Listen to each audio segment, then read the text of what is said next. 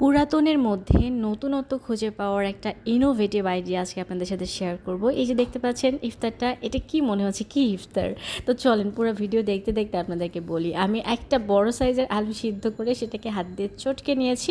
তার মধ্যে দিয়ে দিলাম লবণ, কিছু পেঁয়াজ কুচি একেবারে কুচি করে কেটে নেওয়া, তারপর কিছু মরিচ কুচি, আর এখন দিয়ে দিলাম হচ্ছে ধনেপাতা কুচি, আর একটুখানি দিয়ে দিলাম হচ্ছে জিরার গুঁড়া, টালা জিরার গুঁড়া। আর এখানে 1 টেবিল চামচের মতো আমি কর্নফ্লাওয়ার নিয়েছিলাম, কিন্তু আমি 1 টেবিল চামচ দেইনি, হাফ টেবিল চামচের একটুখানি পরিমাণে বেশি দিয়েছি। সবগুলোকে ভালো করে বাইন্ড করে নিতে হবে। সুন্দর করে আমি এটাকে মেখে নিলাম। হাত দিয়ে মেখে নেওয়ার পর এবারে আমি ছোট ছোট আকারে বলের মতো তৈরি করে নেব। আপনারা ভিডিও দেখতে দেখতে বুঝে যাবেন যে এটা আসলে কি হতে যাচ্ছে। তো এই যে এখন দেখতে পাচ্ছেন এটা কিন্তু একটু মোটা সাইজের আলুর চপ হয়েছে, তাই না? তো এখন এগুলোকে আমরা বাইন্ড করব আরেকটা জিনিস দিয়ে, যেটা খুবই পপুলার। একটা মোটামুটি চিকন সাইজেরই আমি একটা বেগুন নিয়ে নিয়েছি, সেটার উপরে খোসাটা ফেলে দিলাম। আর এখন আমি হচ্ছে ছুরি দিয়ে এটাকে একদম পাতলা করে কেটে নিচ্ছি। এভাবে ছুরি দিয়েও কেটে নেওয়া যায়, আবার ওই যে পিলার মেশিন যেটা আছে না, যেটা দিয়ে আমরা খোসা ছাড়াই, সেটা দিয়েও কিন্তু এভাবে খুব সুন্দর করে একেবারে পাতলা করে এটাকে মানে স্লাইস করে নেওয়া যাবে। তো এই যে সবগুলো আমার নেওয়া হয়ে গেছে। এবারে আমি একটা বাটির মধ্যে পানি নিয়ে সেখানে আমি বেগুনের এই স্লাইসগুলো দিয়ে দিলাম।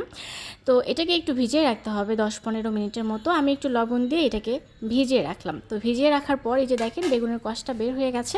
এরপর আমি উঠিয়ে নিলাম। যেহেতু আমি 5টা চপ বানিয়েছি, 5টা পিস আমি বেগুনের এখানে স্লাইস ইউজ করব। তো আমি ওগুলোকে টিস্যু দিয়ে মুছে নিয়ে আমি আলুর চপের মধ্যে বেগুনটাকে এভাবে র্যাপিং করে দিলাম। তো এটাকে আটকে রাখার জন্য কিছু একটা ব্যবহার করতে হতো, যে কারণে আমি টুথপিক ইউজ করেছি। তো এই যে আমার সবগুলো বেগুন এবং আলুর চপ রেডি হয়ে গেছে। এটা হচ্ছে আলু বেগুনের যুগলবন্দি বলতে পারেন।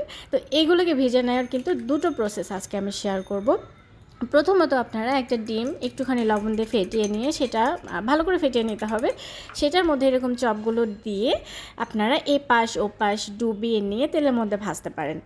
এটা হচ্ছে একটা প্রসেস। এটা একেবারে শর্টকাট প্রসেসে হয়ে যাবে। যারা কিনা বেসনের ওই গোলাটা রেডি করতে চান না, তাদের জন্য হচ্ছে এটা।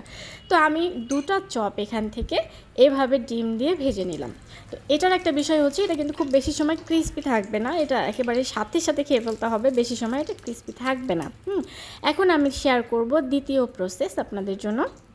আমি যে বেসনের প্রিমিক্সটা রেডি করেছিলাম, আগের ভিডিওতে দেওয়া আছে, সেখান থেকে 1 কাপ পরিমাণে প্রিমিক্স নিয়ে 1 চামচ লবণ আর 1 টেবিল চামচ হচ্ছে গরম তেল দিয়ে এই বেসনের গোলাটা আমি রেডি করেছি, সেটার মধ্যে ডুবিয়ে দিলাম। ডুবিয়ে দেওয়ার পর এই যে আলু বেগুনের চপগুলোকে আমি ভেজে নিচ্ছি।